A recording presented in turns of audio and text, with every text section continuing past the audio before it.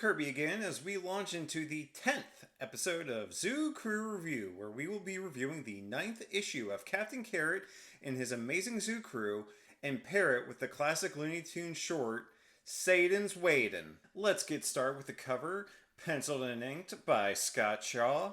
Special pretentious art issue. And you'll see why as we get to the backup story. Look, Alley-Kay-Abra, I've sent your little playmates back into the past, 'cause I've got time to kill. Sure doesn't look like my idea of a good time. As the Timekeeper and Alley-Kay-Abra watch in menace and fear respectively at the 3 time vignettes from this issue, Captain Carrot and Pig Iron facing off against a Roman gladiator, while Emperor Nero Fox plays the sax.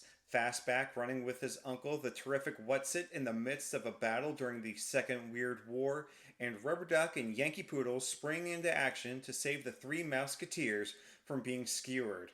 It's just terrific expressions all around. The poses on everyone is amazing, and even though this is easily our busiest cover yet, it just never feels overwhelming at all.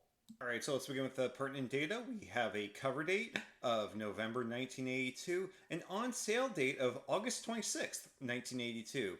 Our main story is plotted by Roy Thomas, written and penciled by Scott Shaw, inked by Al Gordon, lettered by Carrie Spiegel, colored by Carl Gafford, and edited by Dick Giordano. Our issue opens with a dense 9-panel page recapping last issue's main story like it was going out of style, and I thought about recording it in the style of the old Rocky and Bullwinkle cliffhangers, but I got a little time compressed here. Our main story is called Time Varmints, named after the movie Time Bandits, which just came out the prior year.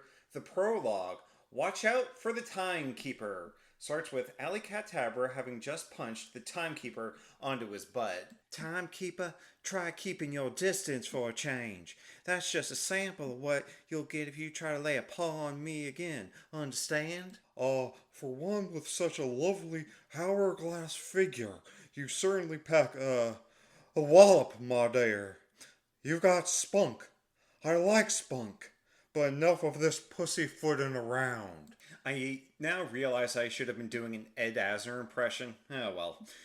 So the Timekeeper then threatens Alley-Kay-Abra to send her to the past as well, as we cut over to his glowing clock garden. Chapter 1, Sax and Violence. Nice little dirty joke they snuck in there.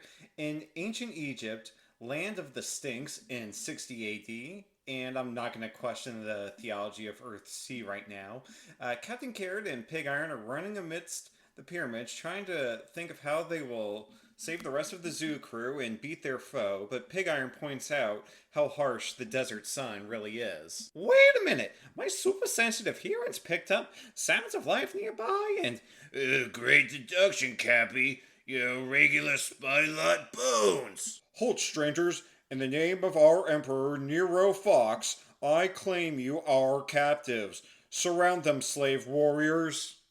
As they are now surrounded by Roman legionnaires and their Egyptian slaves, and I don't know how well this passes the sniff test, but I have read way worse in Carl Barks comics.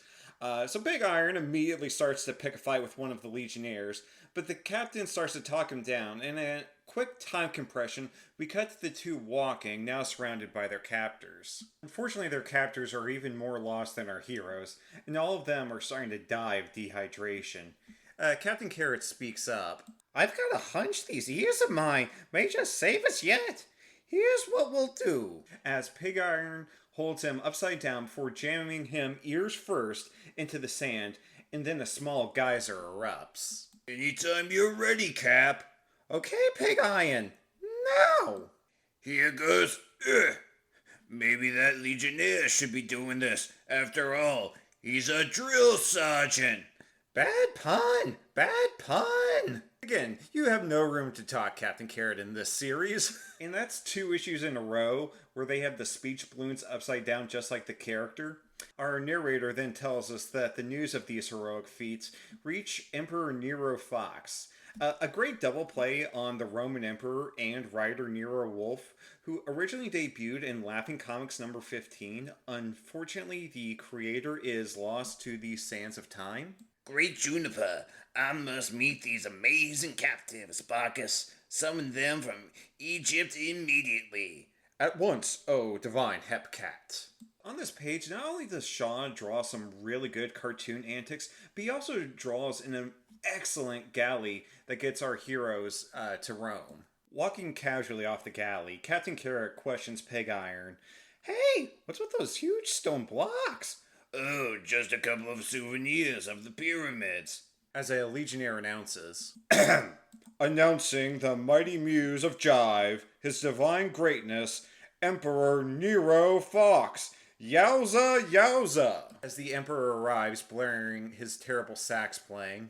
I understand you both possess amazing powers, with which you saved a platoon of the Empire. Yes, sir, your Emperorship. Now if you could just... Silence, captives.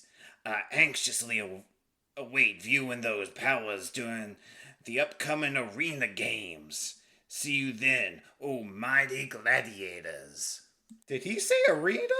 I don't know, but he sure said gladiators.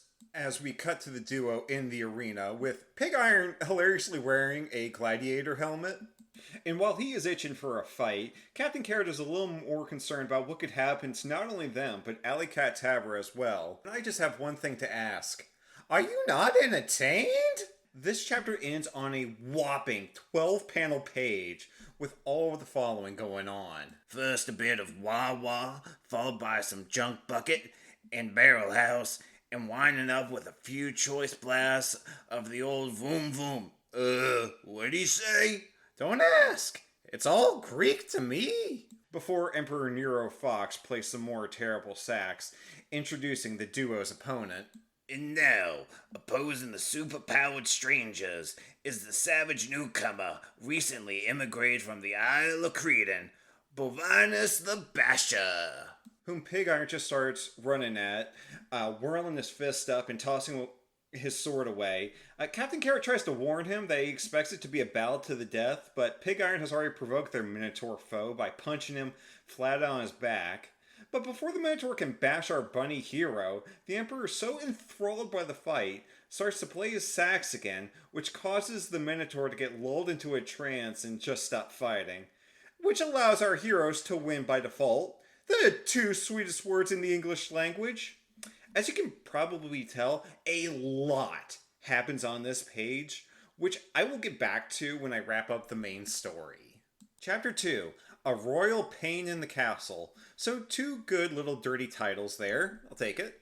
We have Rubber Duck and Yankee Poodle wandering outside of a castle in Renaissance Paris, but what Rubber Duck must think must be Wart Grizzly Land. Yankee Poodle points out the obvious lack of tourists, so Rubber Duck just forms his hand into a giant bullhorn calling out for anybody before stretching his way into the castle. Grizzly Land used to be so well run, but I guess ever since old Uncle Wart kicked off, I'm the entertainment critic here, Rubber Duck. You just take a gander inside. Holy horse feathers, there's not hide nor hair of anyone up here. Awful authentic looking props, though. So, total slam on Disney from the late 60s through the early 80s, which don't 100% agree with, but that argument is not without its merit. Also, good gander pun from Yankee Poodle. I've got to give her good props when I can. Even after scoping out the castle, Rubber Duck is still not convinced. But now, he and Yankee Poodle are held at sword point by the 3 Musketeers. Something tells me that this isn't Grizzly Land. We know not of what you refer to, O sorceress ones. Simply release our king and princess, or taste the righteous steel of His Majesty's 3 Musketeers. The 3 Musketeers originally debuted in Funny Stuff #1 from June 1944 and were created by Ronald Santee. Yankee Poodle magnetizes their swords out of their hands.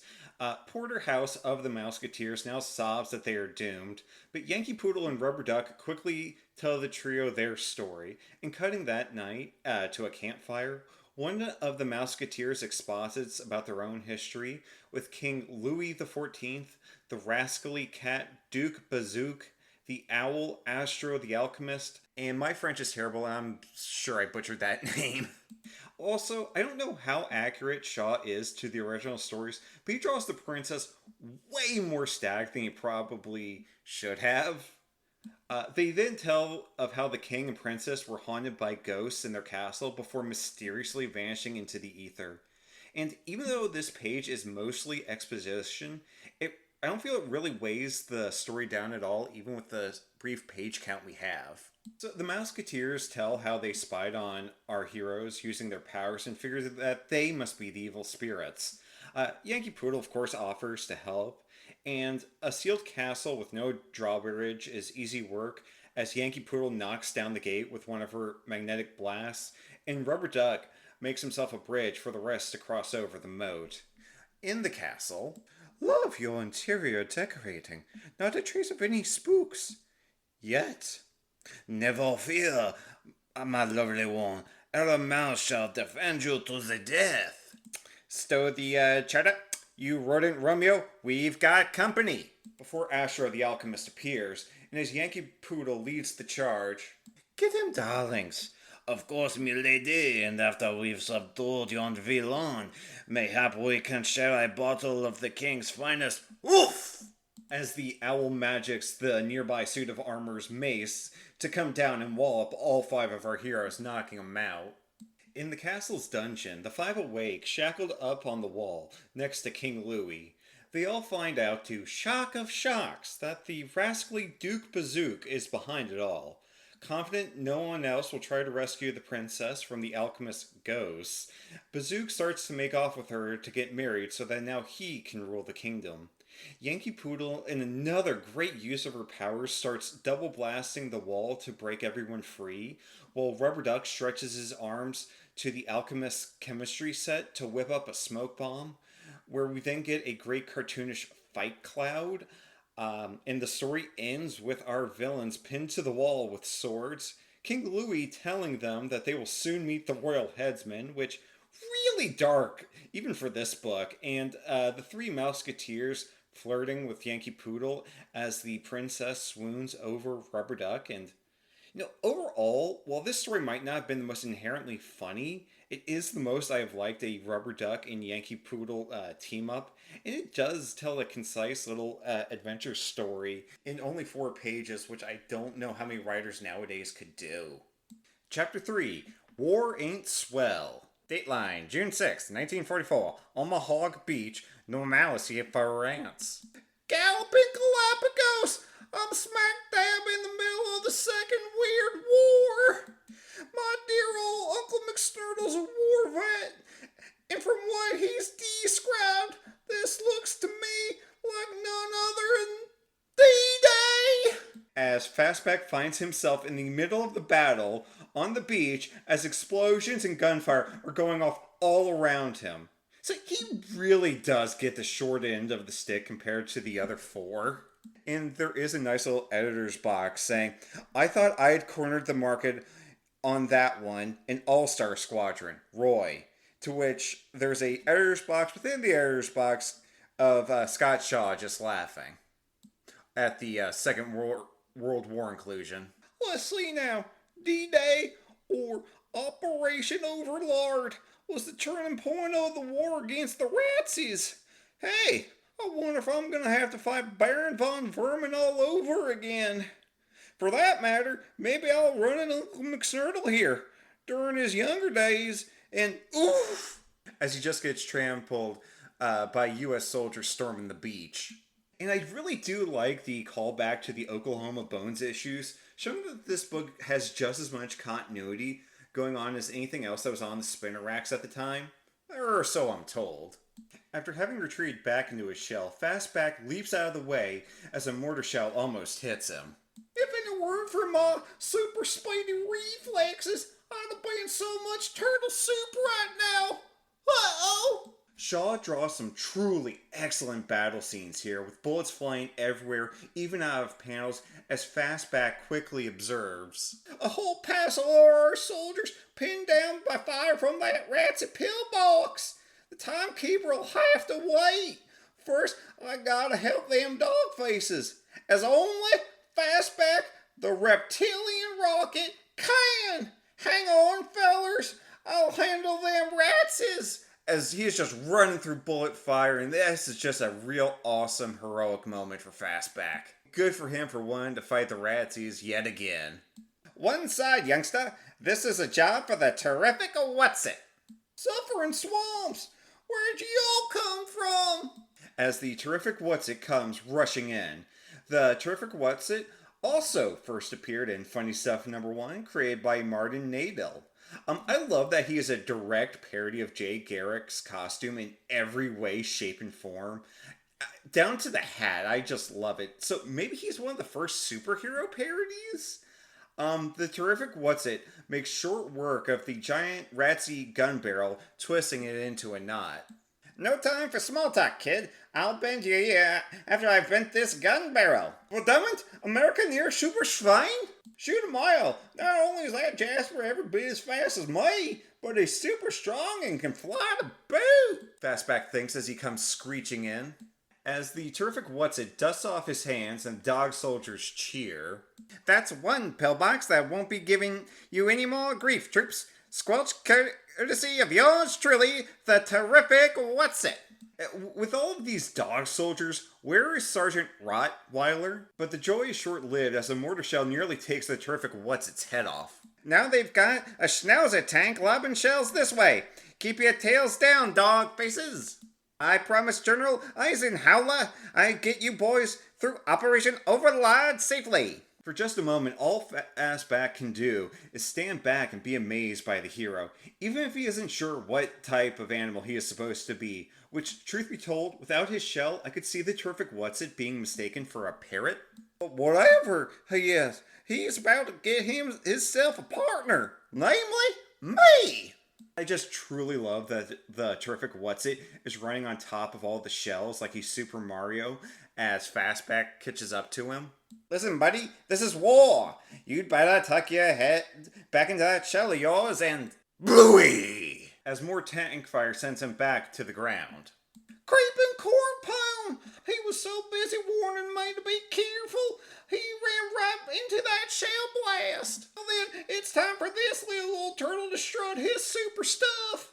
Besides, us hero types gotta back up each other, you know? Come here, you yeller ratses! As the terrific What's-It is regaining his bearings, Fastback is using his super speed to literally bury the ratsy tank, with one of the dog soldiers coming to his now prisoner. Don't look so sour, Kraut. Someday you'll thank us for this. This chapter closes out with a break in the fighting as our two heroes talk. Hi, are you all right?